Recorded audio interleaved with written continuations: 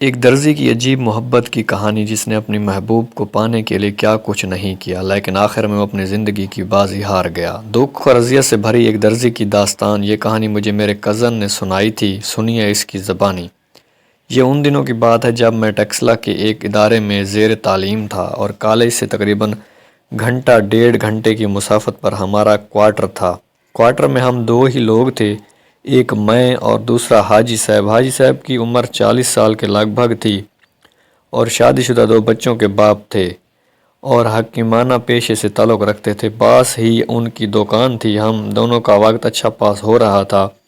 مجھے کچھ سوٹ وغیرہ سلوانے تھے تو میں نے حاجی صاحب سے پوچھ لیا کہ کوئی اچھی سی ٹیلر شاپ بتائیں، کیونکہ حاجی کافی عرصے سے یہاں رہائش پذیر تھے۔ خیر وہ بھی میرے ساتھ ہوئے۔ ہم بازار کی کافی ساری دکانیں ٹاپتے ہوئے بالآخر اپنی مطلوبہ دکان پر پہنچ ہی گئے۔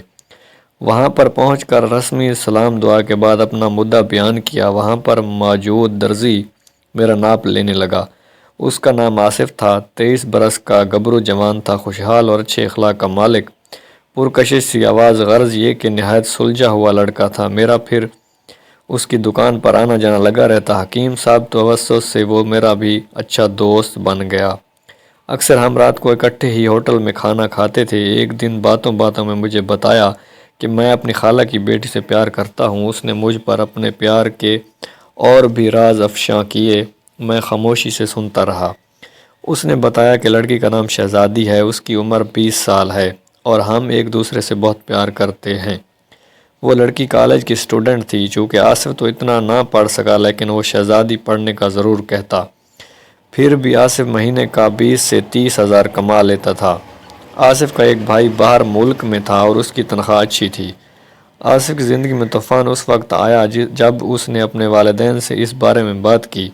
لڑکی کی پھوپھی نے لڑکے کے کان بھرنے شروع کر دیے کہ وہ درزی کم کماتا ہے تو اس کے ساتھ گزارا کیسے کرے گی۔ جب آصف کو یہ بات پتہ چلی تو اور ٹائم لگا کر اور بھی چھوٹا موٹا کام کرنے لگا۔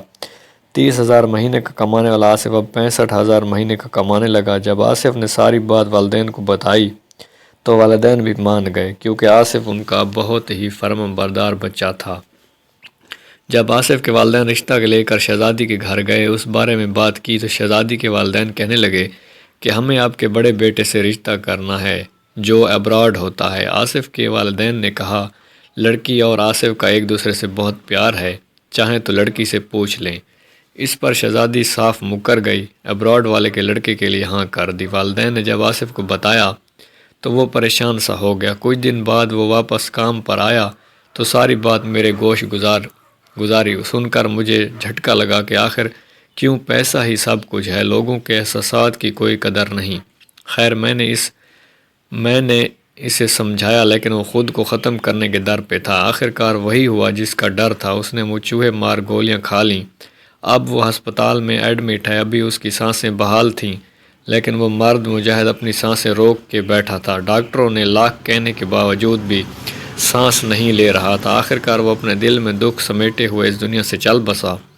یہاں پر میں ایک بات کہنا چاہوں گا، ضروری نہیں کہ ہر بار لڑکے کی غلطی ہو، لڑکیاں بھی تو غلط ہو سکتی ہیں۔ جیسے شہزادی نے کھیل کھیلا، محبت کا خونی کھیل کیا، ساری زندگی اسے پچھتاوا ہوگا کہ میں نے اپنے ہی چاہنے والے کا قتل کیا ہے، لیکن خیر ہم کچھ نہیں کہہ سکتے اس بارے میں۔